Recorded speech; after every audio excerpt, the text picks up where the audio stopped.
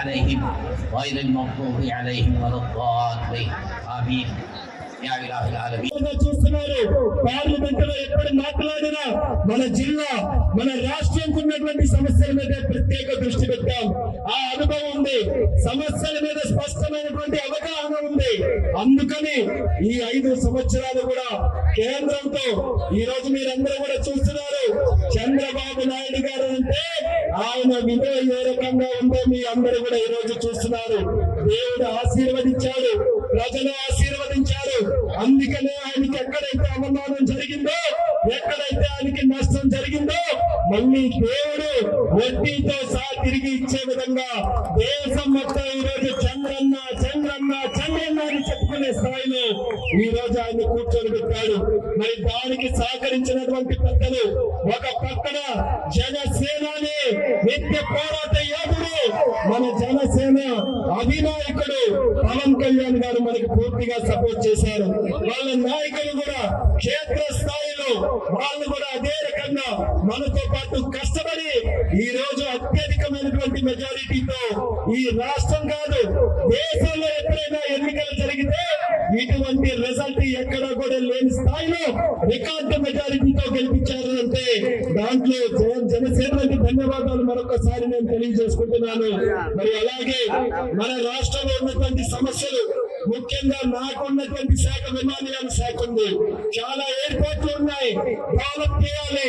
నా అదృష్టం ఏంటంటే మన పక్క జిల్లాలోనే సోదర జిల్లాలో భోగాపురం ఎయిర్పోర్ట్ నిర్మాణానికి తయారైంది.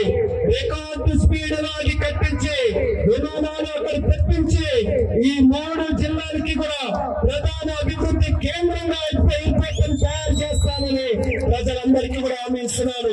ఎయిర్పోర్ట్ డెవలప్ అయితే కేవలం ఫ్లైట్లు ఎక్కి దిగడమే కాదు, దానికి తోడుగా వేల మంది యువకులకి ఉద్యోగాలు వస్తాయన్నది కూడా ప్రతి ఒక్కరు కూడా దృష్టిలో పెట్టుకోవాలి.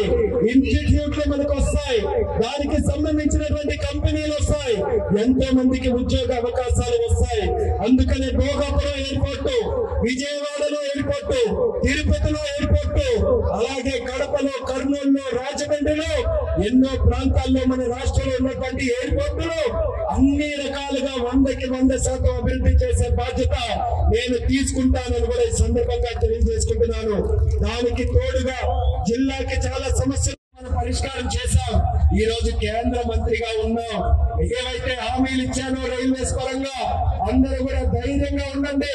ప్రతి సమస్యను కూడా పరిష్కారం చేసే బాధ్యత, రైల్వేస్ ని అన్ని రకాలుగా మన జిల్లాలో అభివృద్ధి చేసే బాధ్యత నేను తీసుకుంటానని కూడా హామీ ఇస్తున్నాను.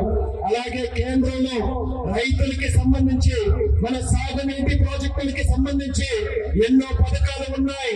ఆ గతంలో ఉన్నటువంటి ప్రభుత్వం సరైన నిర్ణయాలు తీసుకోలేక, సరైన అవగాహన లేక ₹1 కూడా కేంద్ర నిధులు వినియోగించుకోలేకపోయారు.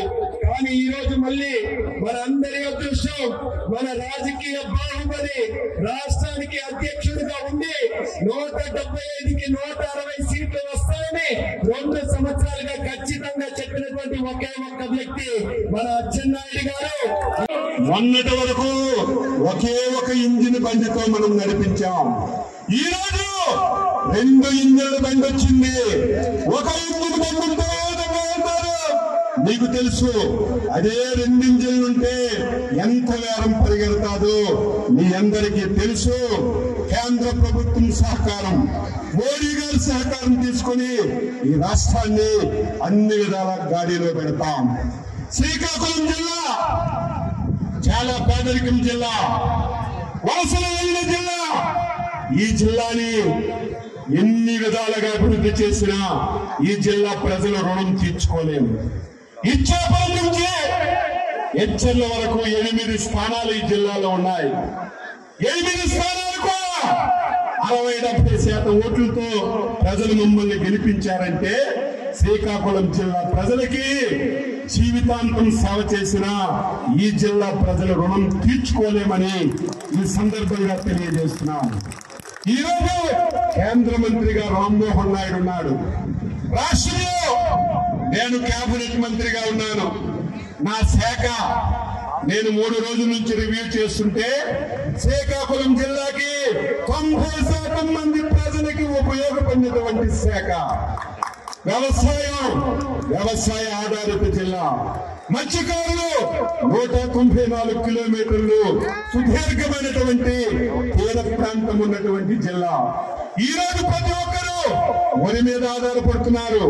సబ్సిడీలు ఇచ్చి ఈ జిల్లా రైతాంగానికి ప్రోత్సహించి హార్టికల్చర్ ని అభివృద్ధి చేయడానికి హార్టికల్చర్ కూడా నా దగ్గరే ఉంది. ఈ జిల్లాలో పశు సంపద వెటర్నరీ శాఖ నా దగ్గరే ఉంది. ఈ జిల్లాలో పండినటువంటి ధాన్యానికి గోడమ్స్ లేక అవస్థలు పడుతున్నారు. మార్కెటింగ్ శాఖ నా దగ్గరే ఉంది. ఈ రోజు ఈ జిల్లాలో ఏదైతే కోఆపరేటివ్ వస్తుందో ఆ శాఖ నా దగ్గరే ఉంది. నేను ఎంత అదృష్టవంతుందంటే ఈ శాఖని 4 మంత్రులు చేసేవాళ్ళు. 4 మంత్రులు చేసిన శాఖని చంద్రబాబు నాయుడు నా మీద పెట్టాడంటే అచ్చెన్నాయుడు సత్తా చూసి పెట్టారు. ఇది కష్టమని తెలిసిన సమర్థులు కాబట్టి ఈ రోజు శాఖను నిర్వహిస్తాడని మంచి గురుతర బాధ్యత నాకు ఇచ్చాడు. నేను నా బాధ్యతని మీరే చూస్తారు. 53 సంవత్సరాలు అయింది. 25 సంవత్సరాలకు ఎమ్మెల్యే అయ్యాను. 6 సార్లు ఎమ్మెల్యే అయ్యాను. 2 సార్లు మంత్రి అయ్యాను. రాష్ట్ర పార్టీకి అధ్యక్షుడయ్యాను. నా జీవితం శ్రీకాకుళం జిల్లా ప్రజలకి, నా జీవితం నా తెలుగుదేశం పార్టీ కుటుంబ సభ్యులకి, నా జీవితం తెలుగుదేశం పార్టీకి, నా జీవితం చంద్రబాబు నాయుడు కుటుంబానికి నేను అంకితం చేస్తున్నానని చెప్పి మీకు తెలియజేస్తున్నాను. ఈ రోజు ప్రతి ఒక్కరికి నేను మాటిస్తున్నాను. ఎంతో మంది ఉద్దండులు శ్రీకాకుళం జిల్లాలో రాజకీయాలు చేశారు. ఎంతో మంది మంత్రులు చేశారు. ఈ రోజు ప్రతి కార్యకర్తకి మాటిస్తున్నాను.